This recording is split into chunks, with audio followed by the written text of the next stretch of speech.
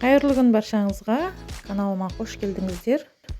Сіздерге уәде еткендей, бургер булочкасымен және бантик булочка жасайтын боламын.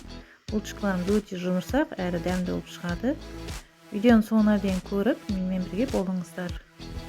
Видеода көріп тұрғаныңыздай, дайын қамырдан бірден бургер булочкасын дайындайтын боламын. Қамырымызды таразының көмегімен әрқайсысын 95 граммнан өлшеп алатын боламыз. Енді өлшеп алған қамырымызды осылай видеода көріп тұрғаныңыздай астыңғы жағын осылай бүріп, дөңгелетіп алып, противенімізге пергамент қағазын төсеп, араларын ашық қылып, осылай орналастырып қоямыз.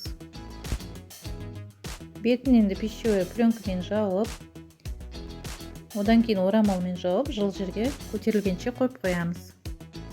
Қамырымыз шамамен 20 минуттай көтерілді. Енді пищевой пленкамызды алып, көтерілген қамырымыздың бетін қолымызбен жайлап қана басып, тегістейміз де үстінен енді жұмыртқаның сарысына кішкене сүт қосып, тегістеп жағып алатын боламыз. Тегістеп жағып алғаннан соң бетіне кунжутты сеуіп шығатын боламыз және қысып тұрған пеште 180 градуста 25 минутта пісіріп алдым. Сіз өзіңіздің пешіңіздің қыздыру бағытына қарай пісіріп алсаңыздар болады. Булочкамыз дайын. Көріп тұрғаныңыздай қызарып, әп-әдемі болып, жұп-жұмсақ болып пісіп шықты. Енді келесі кезекте булочкамыз дайындауға кірісейік. Бұл булочка өте дәмді, жұп-жұмсақ. Бантик булочкасында дайын қамырдан жасайтын боламын. Оны да бөлек-бөлек бөлшектерге бөліп, осылай қолымызбен дөңгелетіп аламыз. Енді барлығын жинақтап бір жерге орналастырып аламыз да, қалаған булочкамызды қалаған формада жасауымызға болады. Әр бөлшекке бөлінген қамырымызды енді дөңгелетіп, оқтаудың көмегімен жайып аламыз да, оған өзіңіз қалаған ішіне салмасын салсаңыз болады. Мен осындай вареная сгущенка салдым. Сгущенканы жақсылап жағып алғаннан соң, екі бетін бір-біріне біріктіріп, ортасынан кесіп, бантик қылып орап шықтым. Жасау жолы өте оңай, әрі әдемі булочкалар шығады. Үйден дайындап көріңіздер, және де ішіне басқа да салмасын салып, дайындасаңыздар болады.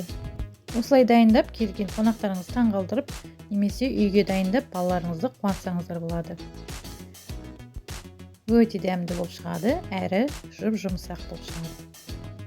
Міне осылай әдемі бантик булочкаларымызды кезек-кезек дайындап аламыз да, противенге пергамент қағазын төсеп, орналастырып аламыз.